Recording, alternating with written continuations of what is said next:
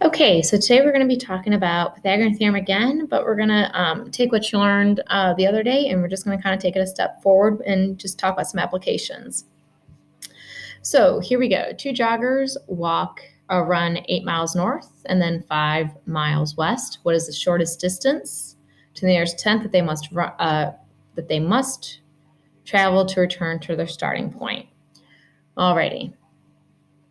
So if we're starting here and we're running 8 miles north, that just looks like a straight line that way. So it's 8 miles north.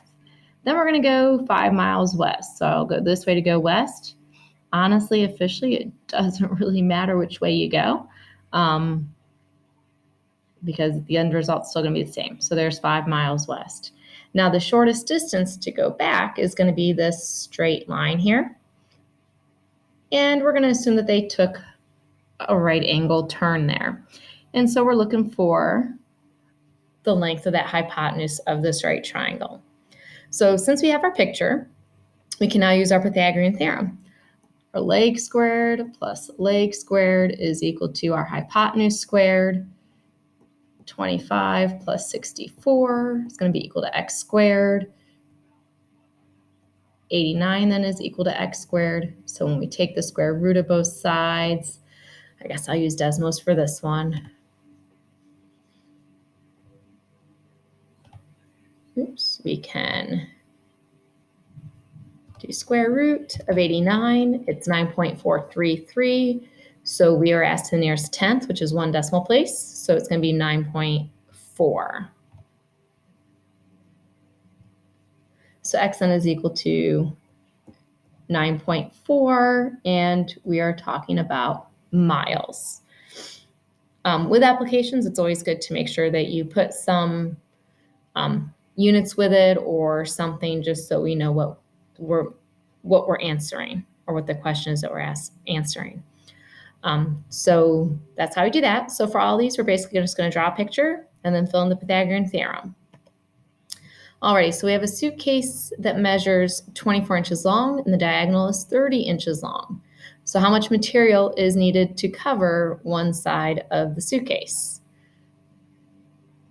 Okay, so this may not quite sound like it, but this is how I'm going to do this one. So if our suitcase is 24 inches long and we have a diagonal that measures 30 inches long, it sounds kind of funny, but we're basically just looking for this side, or at least that's what I was envisioning when I read this example really quick. So here we're looking for a leg. We're given a leg and a hypotenuse. So your leg squared plus your leg squared is equal to your hypotenuse squared. For this one, I will go ahead and subtract 24 squared from both sides. And x squared then is equal to, we'll go back into Desmos.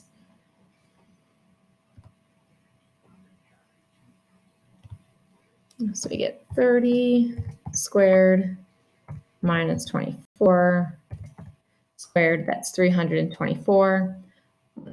Save myself some time here and do square root of 324, and that gives me 18. So x squared is equal to 324.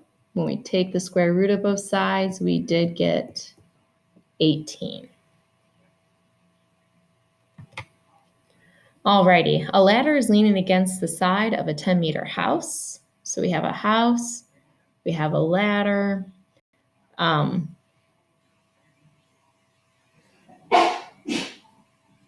So we're going to say that the ladder is at the top, close enough, so it's going to be 10 meters.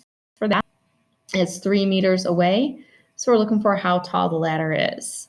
We're going to assume there that 90-degree angle is with the house and the ground because, well, hopefully houses and grounds make a 90-degree angle, or I think there's issues. So my leg squared plus my leg squared is equal to the hypotenuse squared. 9 plus 100 is equal to x squared. So I get 109. When we take the square root of 109, that gives us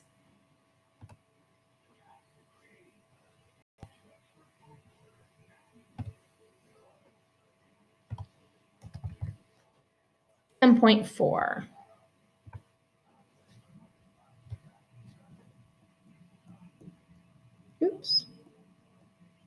and it's going to be 10.4 meters.